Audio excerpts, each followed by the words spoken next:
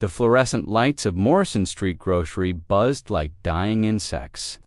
It was 11:47 p.m. on a Tuesday, and the store smelled like burnt coffee and broken promises. Daniel Carter stood near the cold drinks, hands wrapped around an empty cup, pretending he had somewhere to go. At 58, he'd perfected the art of invisibility. Torn jacket, faded jeans, eyes that never met anyone else's. 12 years sleeping on concrete taught you that. Don't take up space. Don't make noise. Don't give people reasons to see you. But tonight, he was seeing something he couldn't ignore. The giant at the checkout counter was falling apart. Ryan Mitchell stood 6'5" to Whitey, covered in leather and Hell's Angels patches. The kind of man mothers pulled their children away from. His basket sat there. Bread, milk, soup, baby formula. His card kept declining. Red light, beep, red light. Emily, the young cashier, was shaking. Her finger drifted toward the panic button under the counter. "I'm sorry, sir, but do you have another way to pay?" Ryan's massive hands were trembling as he counted crumpled bills. $12.50. 13, he looked up, sweat on his forehead, despite the cold air. "I'm short $8.25. Behind him, the line was growing hostile. A woman in scrubs clutched her purse like Ryan might snatch it. An old man muttered, just loud enough to carry, "Those people always causing trouble." Daniel's chest tightened. He knew that tone, knew it like an old wound that ached before rain. Near the frozen section, someone whispered, "Probably on drugs." The poison spread fast through the small crowd. "Look at that patch. Hell's Angels. They're criminals." Emily glanced toward the back office where her manager counted receipts, oblivious. Her finger moved closer to the button. "I need to call my supervisor." "No, please." Ryan's voice cracked, and the tough biker facade shattered completely. "Look, I'll put something back. Just keep the formula. My daughter needs it. She's 18 months old. She needs it." His scarred hands separated the formula from the rest like it was made of glass. He pushed it forward. "This one. Just this one, please." The woman in scrubs spoke loud enough for everyone to hear. Probably spent all his money on drugs. Someone else added, should have thought about his kid before joining a gang. Daniel watched Ryan's shoulders hunch, watched him shrink despite being the biggest person in the room. He'd seen that body language before, in mirrors, in store windows. The posture of someone being erased while still standing there. Ryan's throat worked. "I have a job. Mitchell's Auto Repair. The card should work. Sir, I really need to call my manager now." Emily's voice was barely holding together. The store felt smaller, hotter. The fluorescent buzz grew deafening. Daniel looked down at the 8 crumpled bills in his jacket pocket. 5 days of collecting cans, 5 days of walking, until his feet bled through worn boots. He'd been saving for cold medicine. The cough keeping him awake was getting worse. $8 wasn't much, but it was everything. Someone pulled out their phone and started recording. "This is going on Facebook." A teenager snickered. Daniel's legs moved before his brain caught up. 12 years of staying invisible, and now he was walking straight into the light. The line parted like he carried disease. He reached into his jacket, pulled out the 8 bills, damp from rain, soft as tissue from being folded too many times. Without a word, he placed them on the counter next to Ryan's basket. The store went silent. Even the lights stopped buzzing. Ryan stared at the money, then at Daniel. His mouth opened, closed, opened again. "I can't. You don't understand. You can." Daniel's voice was quiet but steady, weathered by years of talking to empty streets. "Take it." Emily's eyes darted between them, the panic button forgotten. Behind them, 15 people had their phones raised now, everyone watching. Ryan tried to push the money back. "No, man, I'll pay you back, but I can't just, don't need you to." Daniel turned and faced the crowd, his heart hammering against his ribs. 12 years of invisibility, and now he was standing under the brightest lights in the store. You look at him and see trouble because of the leather, because of the patch. Ryan stood frozen behind him. You look at me and see worthless because I don't have a home, because my clothes are dirty. The woman in scrubs studied her shoes. But how many of you would empty your pockets for a stranger? How many of you cross the street when you see me coming? The silence was total, absolute. How many times do you push people down just so you can feel like you're standing taller? The teenager lowered his phone. The old man stopped muttering. Daniel picked up Ryan's basket, his hand steady now, and gave it to Emily. "Ring him up." Emily nodded, hands no longer shaking. The beeps echoed in the quiet store. Daniel walked toward the exit, the automatic doors wheezing open to let in cold October rain. He made it 3 steps into the parking lot when boots pounded behind him. "Hey, wait!" Ryan caught up, clutching the plastic bag like it held his whole world. Rain soaked them both in seconds. "Why?" Ryan's voice was rough, thick with something he hadn't felt in years. "You don't even know me." Daniel stopped under a yellow streetlight, water dripping from his hair into his eyes. "Because somebody should have done the same for me once." They stood there in the rain. 2 men the world had written off, the neon open sign flickering behind them. Ryan pulled out a worn business card from his wallet. "Mitchell's Auto Repair? It's not much, but if you ever need anything, anything at all." He pressed it into Daniel's palm. Daniel looked at the card, felt its weight. "Thank you." Ryan climbed onto his battered Harley, the engine coughing to life. "Daniel?" Ryan called over the rumble. "That thing you said about somebody should have done the same for you. What happened?" Daniel folded the card carefully, slipped it into his jacket. "Long story. Maybe you'll tell me sometime." Ryan's taillights disappeared into the rain. Daniel stood alone in the parking lot, soaked to the bone, broke, exhausted. But for the first time in 12 years, he felt like he'd done something that mattered. He walked back to his spot behind the grocery store, cardboard still dry under the overhang. Small victories. Sleep didn't come easy. Instead came memories of Carter's hardware, of his wife Jennifer, of his son Michael. 25 years of building, 12 years of losing, 1 moment of giving. What Daniel didn't know was that someone in a parked Toyota had filmed everything. 19-year-old Chloe Martinez had been waiting for her mom, bored, scrolling TikTok when she looked up and saw it happen through the rain-streaked window. Her hands shook as she recorded, but she got it all. The confrontation, the crowd's judgment, the moment the old homeless man stepped forward like he was stepping into fire. She sat in her car afterward, staring at the video in her drafts. Her thumb hovered over a post. What did you even say about something like this? She typed, "Homeless man uses his last $8 to pay for stranger's groceries after store, accuses him of stealing." This is what humanity looks like. Her thumb hesitated, then she pressed post. It was 12:38 a.m. By 6 a.m., Chloe woke to 372 notifications. The video had 15,000 views. By noon, 500,000. By 6 p.m., 3.2 million. Trending #1 nationally. The video had jumped platforms: Instagram, Twitter, Facebook, Reddit threads analyzing every frame. Someone enhanced the audio. Now Daniel's voice was crystal clear. How many times do you push people down just so you can feel like you're standing taller? That line spread everywhere.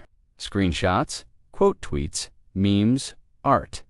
Someone painted it on a wall in downtown Portland. The comments became a war zone and a church service all at once. People fighting, crying, sharing their own stories of being judged, being saved, being seen. Buried in the threads, someone posted, "I know the biker. That's Ryan Mitchell from Portland, Hells Angels. I'm sending this to Big Dog." The comment got 300 likes. One was from an account called Big Dog Hells Angels, PNW, active 20 minutes ago. 3 a.m. in Seattle, 200 miles north. Marcus's Big Dog Thompson sat in the clubhouse, phone in his massive hand, 6'5", 250, president of the Pacific Northwest Hells Angels, 55 years old, and he'd seen everything. But he'd never seen anything like this. He watched the video 4 times, and each time his chest got tighter. Ryan, one of his brothers, being treated like trash for trying to buy milk for his daughter, and some homeless man, nobody, nothing invisible, stepping up when everyone else stepped back. Big Dog's jaw clenched. He started texting. Church meeting. Emergency. 6 a.m. Code red. All officers present. No excuses. By dawn, 80 bikers filled the clubhouse. Big Dog played the video on the projector screen. The room went silent as graves when Daniel turned to face the crowd. When the video ended, Big Dog let the silence burn for 30 seconds. That is Ryan Mitchell, one of ours, standing in that store begging, being treated like garbage because of what we wear. The anger in the room was palpable, and then Big Dog pointed at the screen, frozen on Daniel's face. This man, this homeless man with nothing, steps up. He played it again, just Daniel placing the money down. "I've got it." Big Dog's voice cracked slightly. He didn't know Ryan, didn't know us, didn't know if Ryan was dangerous or kind. He just saw a man being judged for his appearance, and he said no. The room erupted in agreement, fists on tables. Big Dog raised his hand. Silence fell immediately. How many civilians have done that for any of you? How many times has someone defended you when the world wanted to tear you down? Silence. Total silence. "Brothers," Big Dog continued, "this man showed more respect to our family than most blood relatives ever have. So what do we do?" Jake Williams, sergeant at arms, stood up. "So what do we do, boss?" Big Dog smiled, not friendly, purposeful. "We show respect back." The room exploded. He pulled up his phone, connected it to the projector. I spent 3 hours digging. Daniel Carter, 58, used to own Carter's Hardware right here in Portland. A photo appeared, a brick building, warm lights, a beautiful sign. Winter 2010, 45,000 in merchandise stolen, no forced entry. Insurance denied the claim, said it looked like fraud.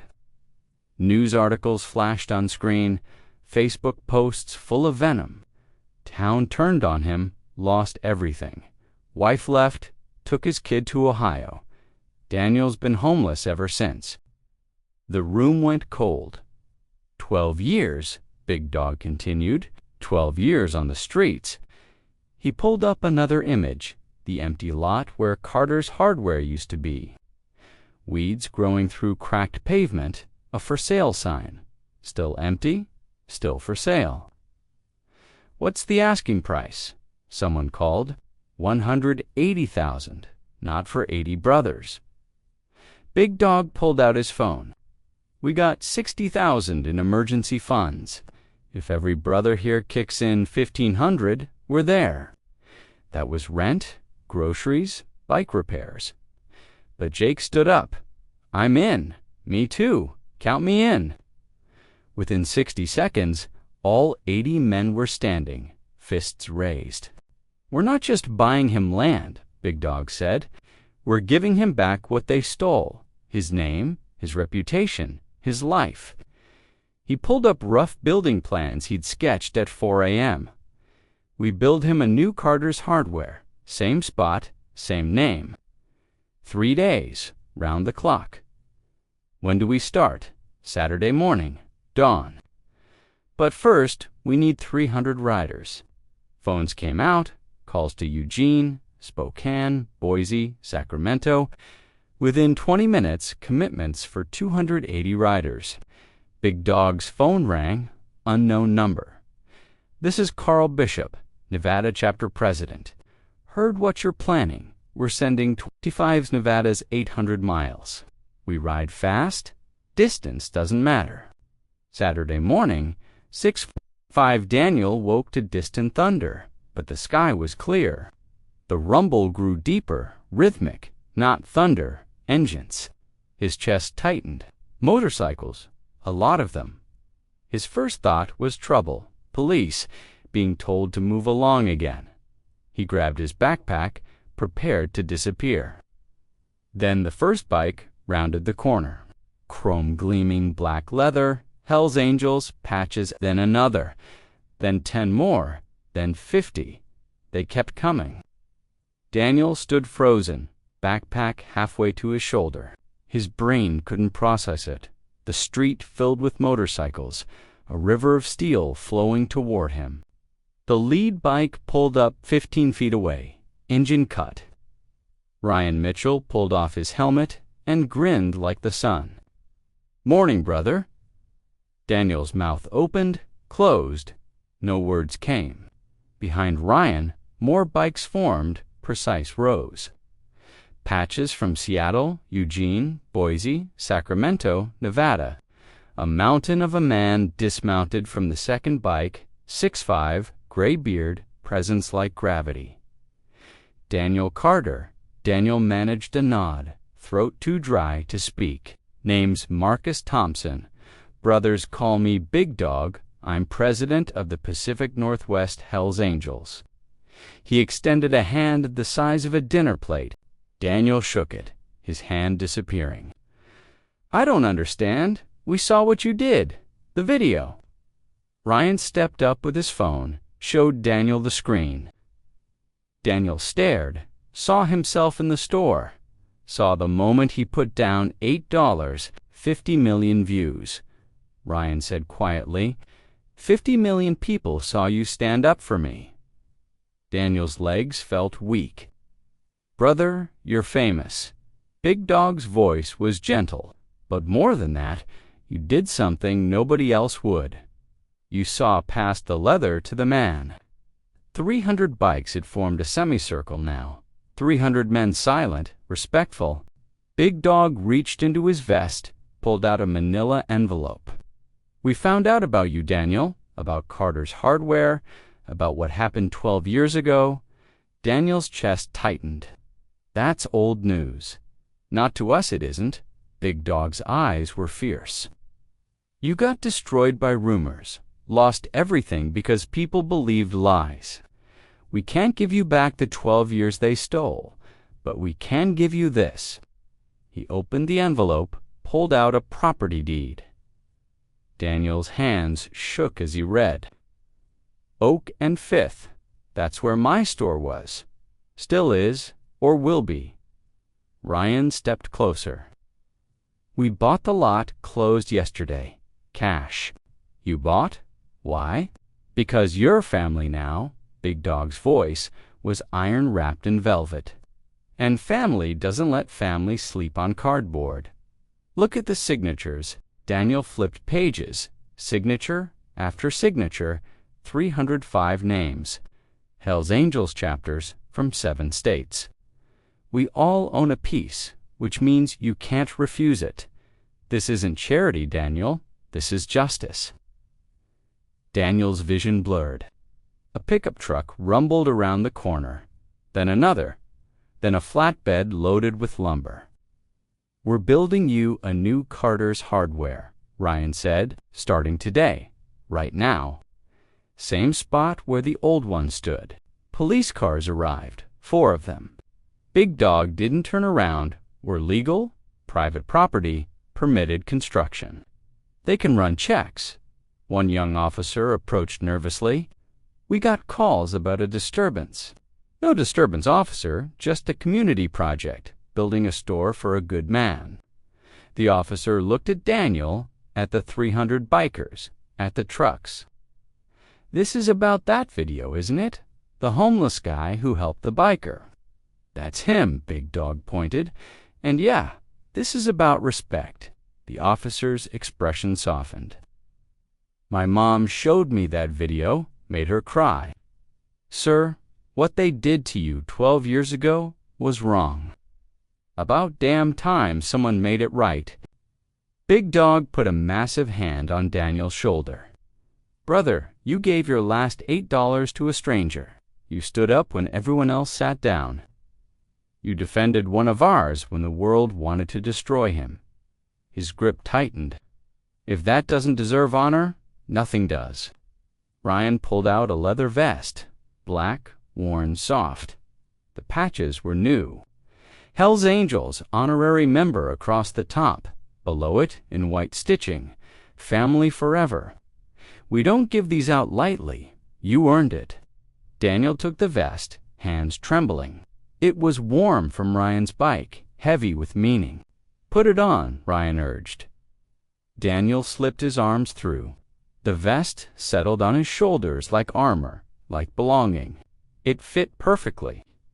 300 men began to clap, slow at first, then building. Then engines started roaring, the biker salute. The sound rolled through the morning like a wave. Neighbors poured onto porches. The woman in a bathrobe had tears on her face. The man with his kid let him clap along. Daniel stood in the center, wearing leather he never imagined, surrounded by men he'd never met who'd ridden through the night for him. You're not invisible anymore, brother. Big Dog leaned close.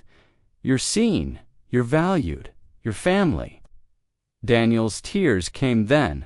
12 years of holding everything inside. 12 years of being nothing. Thank you, he whispered. I don't know. I can't. You don't have to say anything. Big Dog squeezed his shoulder.